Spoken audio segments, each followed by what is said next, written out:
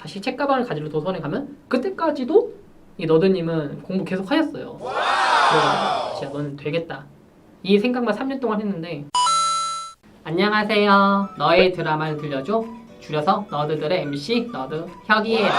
저희가 1화만 하고 끝나지 않고 다행히 2화를 진행하게 되었어요. 와! 휴. 두 번째 너드는 제가 개인적으로 모시고 싶었던 분이에요. 요즘 부모님들이 원하는 자녀, 미래 희망 직업 1위가 공무원이래요. 사실 저희 부모님도 제가 공무원이 되길 원하셨는데 지금 유튜브를 찍고 있죠. 부모님 사랑해요. 어쨌든 그 공무원 시험 중에서 가장 어렵고 문과의 끝판왕이라고 불리는 행정고시를 준비했던 너드를 소개할게요. 짠!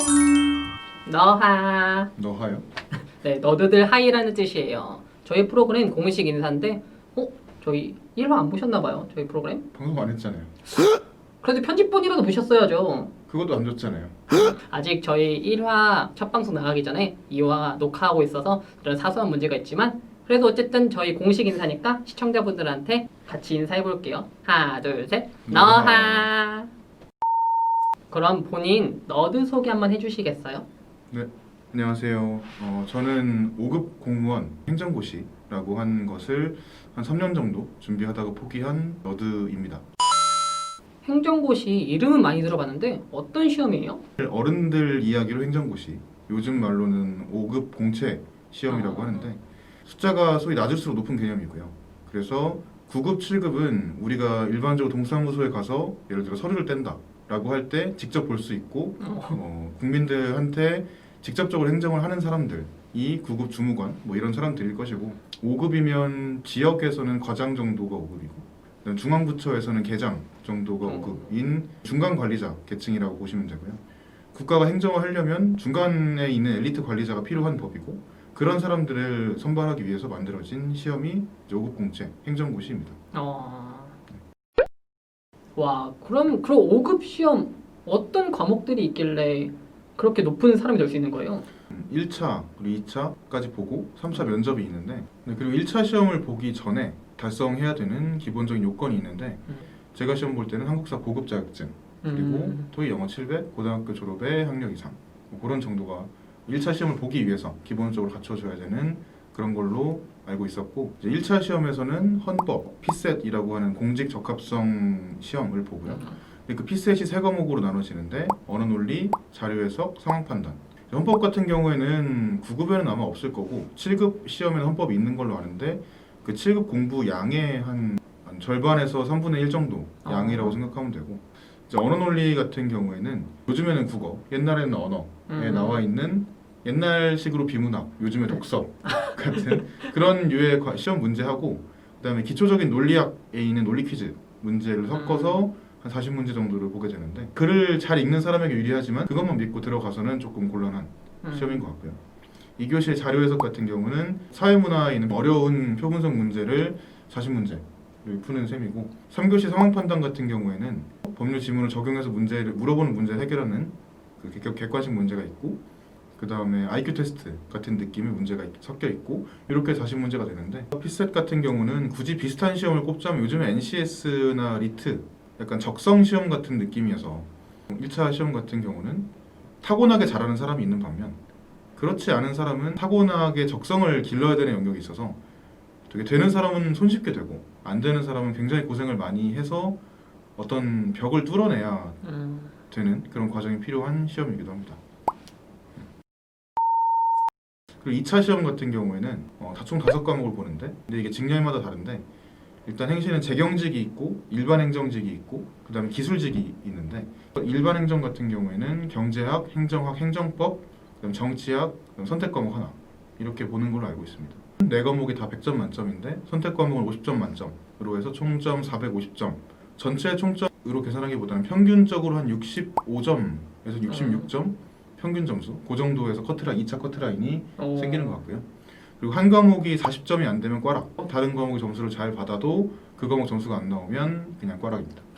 아마 행시는 1차보다는 2차가 본 게임인 시험인 것 같아요. 아니, 듣기만 해도 저는 진짜 머리가 터질 것 같고 복잡한 시험인데 이렇게 어려운 시험 도대체 왜 보시려고 하신 거예요? 그러니까 고위 공무원이 돼가지고 하시고 싶었던 게 있었던 거예요? 저는 제 주변에 권유하고 그리고 제 꿈하고 뭐 그런 것들을 종합적으로 고려해서 일단 진입을 한 거는 맞아요. 인간은 일관되게 적용될 수 있는 시스템을 만들고 그 시스템이 문제를 해결하는데 인간은 다시 그 시스템을 보완할 수 있는 그런 사람이라고 생각을 기본적으로 하고 있었어요. 저는 그 시스템이 보다 잘 돌아갈 수 있도록 그걸 보완하고 개선하고 하는데 일조하는 사람이 되고 싶었고 그걸 할 수 있는 좋은 방법 중에 하나가 내가 행정학을 전공해서 실제 국가를 경영하는 행정 체계에 들어가서 그 일을 하는 것이라고 생각을 하게 됐고 또 실제로 대학에서 행정을 전공하게 되면서 그 전공책을 읽었을 때 머릿말 같은데 행정이란 뭐냐 가 써 있는데 행정이라는 게 민주성과 효율성 사이의 균형을 찾는 것 그것 때문에 가슴에 꽂히는 것 같아요. 그리고 공공을 경영하기 위해서 공공 이익을 위해서 국가를 경영하는 방법을 내가 고민하고 싶었던 것도 있고 두 번째로는 대부분의 문과 공부를 좀 하는 문과생들이 그 직면하게 될 내용인데 주변에서 권유를 해요. 그렇죠. 그래도 어디 이 대학 좀 갔으면 고시 정도는 한번 해봐야지 않겠냐. 그 저는 이야기도 권유를 못 있어서. 받았죠. 약간 자의 30%, 주변에 권유 30%, 또 문제가 별 생각 없는 게 한 40%. 그렇게 해서 시작을 했던 것 같아요. 별 생각 없는 게 제일 큰 건데요. 그러니까 그래서 왜냐면 나중에 보니까 그런 공공성을 실현할 수 있는 건 꼭 행시가 아니더라도 길이 되게 다양했는데 그 당시에는 그런 것들을 고려해보지를 않고 그러면 행시 한번 해보지 뭐 이런 느낌으로 들어가서 제가 듣기로는 그 행시 공부량이 엄청 많다고 했는데 이게 어느 정도 하셨고 하루에 공부 몇 시간 정도 하셨는지 알 수 있을까요? 이게 합격자 공부량을 들어야 되는데 불합격자 공부량을 듣게 돼서 좀 아쉽긴 한데 일단 저는 전체 수험 기간은 한 3년 정도 했던 것 같고 그리고 군생활이 공익이어서 1차 준비를 한 3, 4개월 마지막 전역 전에 3, 4개월 정도 준비를 했고 소집 해제하는 해에 쳤던 1차 시험을 붙어서 그때 이제 본격적으로 진입을 하게 됐고 실질적으로 한 3년 정도 한 셈이고 그리고 공부량은 뭐 하루의 공부량이 근데 좀 들쭉날쭉했어요. 합격한 사람은 그 일정 시간의 공부량 꾸준히 가져간다고 하는데 슬럼프가 오면 고지고대로 빠지는 편이었거든요. 이 시험의 경우에는.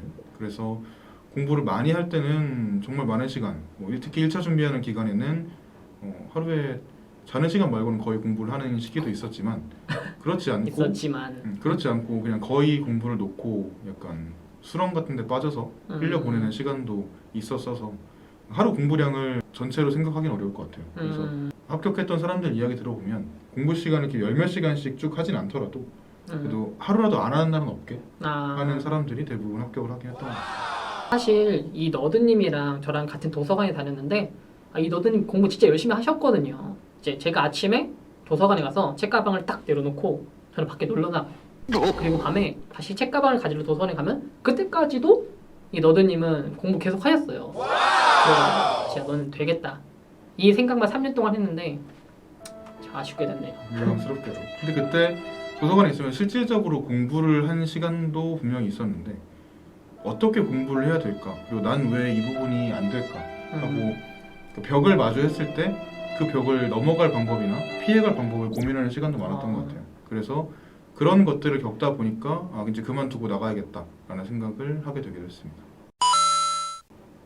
그런데 그래도 나름 그렇게 열심히 공부하고 3년이라는 시간을 들였는데 포기하시게 된 이유가 있을까요? 대부분 붙을 가능성이 없다고 생각해서 포기를 했습니다. 근데 이게 제일 현실적인 이유죠. 한 3년이라는 시간을 투자를 했는데 1차와 2차가 모두 불안했고 나중에 또 다른 것들을 공부해 보니까 이 시험 자체가 요구하는 능력하고 제가 가지고 있는 능력이 좀 다른 것 같더라고요. 국가가 진행하는 시험이지만 결국엔 채용 절차잖아요. 그렇죠. 내가 원하는 사람만 골라내는 시험인 거고 그러니까 노력을 보상하기 위한 시험이 아니잖아요. 그렇죠. 그래서 애초에 들어갈 때 분석을 좀 잘하고 들어갔어야 되는데 그렇지 못했다는 그러니까 꿈만 보고 도구를 좀 잘못 골라서 들어간 느낌이 있고 저의 능력에 대한 객관적인 분석도 부족했고 이 시험에 대해서 좀 전략적인 분석도 부족했고 행정고시를 시작했던 것 자체가 온전하게 저의 열망이나 그런 의지 때문에 들어간 게 아니었어요. 원래는 고등학교 때나 그런 때도 막연하게 법 부분을 공부하고 싶다라는 생각을 하고 있었는데 이 행정고시 선택한 이유 자체도 사법고시는 뭔가 무서우니까 그렇죠. 무섭죠. 내가 사시를 한다고? 이런 생각을 했었는데 사시는 무섭고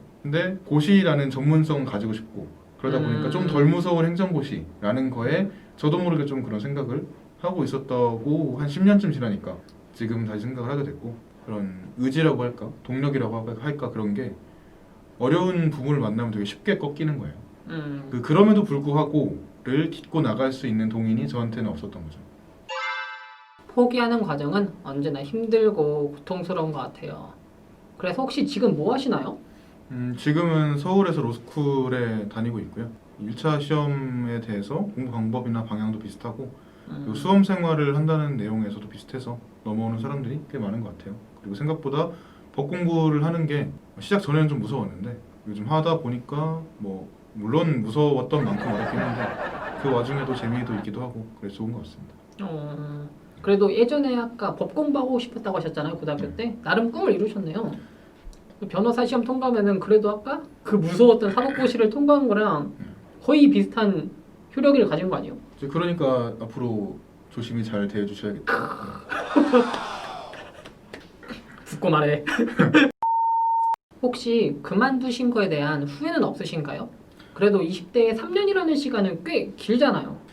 후회는 없습니다. 왜냐면 붙을 가능성이 있어야 후회를 하는데 지금 다시 시작한다고 해도 붙을 자신이 없어요. 하얗게 불태웠어 그런 느낌까지는 아닌데, 근데 만약에 조금 더 긴 시간을 들여서 그렇게까지 공부했으면 조금 더 후련하긴 했겠지만 그렇게 시간을 보냈으면 저는 로스쿨에 가지 못했을 것 같아요. 그 미련이 더 남아서 포기를 못했을 것 같은 생각이 듭니다. 약간의 힘은 남아 있었을 때 나온 게 오히려 전략적인 선택일 수 있었다고 생각하고요. 그리고 공부라는 게 조금씩 쌓이는 느낌이 있어야 계속 할 수 있고, 내가 어제보다는 적어도 발전한다, 혹은 지난달보다는 발전했다, 이런 느낌이 있어야 공부를 계속 할 수 있는 것인데, 어제 무슨 말인지도 모르겠는 문제가 오늘도 마찬가지로 모르고 내일도 모른다고 하면 아예 해결 방법 자체를 찾을 수가 없거든요. 네. 근데 이런 것들 때문에 저는 그만두고 나온 걸 후회하진 않습니다. 저희 너드들은 언제나 너드님의 선택을 응원합니다. 그럼 마지막으로 행시를 이제 진입하려고 하는 예비 행시생이나 행시를 준비하는데 이거 포기할까 말까 고민하는 그런 사람들에게 마지막으로 해주고 싶은 말이 있으신가요? 먼저 행정고시를 진짜로 하고 싶은 건지 아닌지를 본인 스스로한테 확실히 해야 돼요. 이게 시작하는 것 자체는 말리지는 않고 싶어요. 왜냐면 공부 좀 한다는 문과생들은 대부분 이 고시뽕을 한 번씩 맞거든요. 그걸 피할 수 있는 것도 아니고 대부분 그냥 나도 공부 열심히 잘해서 서울에 있는 좋은 대학 왔는데 그래도 고시 같은 거 한번 봐가지고 그 나중에 9시 뉴스 텔레비에 그런 거 나오는 사람이 될 수도 있겠다, 이런 생각을 한 번씩은 해보는 편인데, 근데 행시라는 거는 이름값에 비해서는 권리보다는 의무가 많은 시험일 수도 있어요. 요즘에는 김영란법도 있고 전임자가 퇴임하게 되면 관련 부처에서 몇 년간 일을 하는 걸 제한하는 법도 있고 맞아요. 그런 식으로 해서 그러니까 예전에 비해서는 소위 권력을 부릴 수 있는 그런 게 많이 사라지기도 했고요. 만약에 연금 같은 거를 생각하고 행시를 한다고 하면 연금은 9급으로 들어가든 7급으로 들어가든 어쨌든 20년 하면 받는 거고, 그리고 돈이라고 해도 행시 정도의 공부를 하거나 그런 시간을 투자했는데 행시 정도의 돈을 받는 건 굉장히 투자 대비 가치가 안 나오거든요. 그렇죠. 그래서 그보다 돈을 훨씬 더 많이 벌 수 있는 일이 얼마든지 많이 있기 때문에 국가를 위해서 내가 가지고 있는 전문성을 통해서 봉사를 하고 싶다, 이런 생각이 기본적으로 있고, 또 이걸 하기 위해서 내가 꽤 많은 공부량과 젊었을 때 할 수 있는 꽤 많은 것들을 포기하면서까지도 그런 걸 도전해보고 싶다라고 하면 시작해볼 수는 있을 것 같습니다. 결국 그래서 이 시험을 왜 준비하는가, 나는 정말 진심으로 이걸 하고 싶은가, 그거에 대해서 스스로 확신을 가지고 답을 할 수 있어야 돼요. 그리고 행시를 하면서도 꾸준히 탈출 전략이라는 걸 마련해둬야 될 것 같아요. 왜냐면 우리가 행시를 만약 3년을 준비했는데 3년 준비하고 나서 그게 안 된다고 하면 달걀 한 바구니에 넣지 말라고 하죠. 그런 것처럼 완전히 다른 길을 갈 수가 없어서 행시에 묶여있는 경우도 많아요. 기업 채용 절차를 생각한다고 할 때 기업 하나만 몰두하는 사람은 없잖아요. 분명히 다른 기업 사서 넣고 스펙 쌓고 한단 말이에요. 네. 그런 것처럼 내가 만약 이게 안 됐을 때 그럼 난 먹고 살기 위해서 다른 무엇을 할 수 있을까? 그걸 위해서 최소한으로 갖춰야 되는 건 뭔가? 이런 것들을 염두에 두고 행시를 하더라도 했으면 좋겠다는 생각을 해요. 그 다음에 또 한 2년 정도 지났는데 합격할 자신이 전혀 없고 방향도 모르겠다고 하면 과감하게 그만두는 것도 필요해요.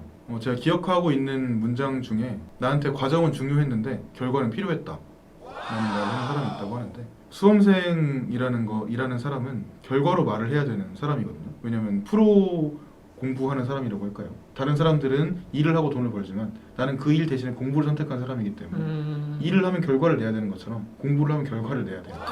결과가 나오지 않는 일에 계속 몰두하고 있는 건 굉장히 허망한 일이 될 수가 있단 말이에요.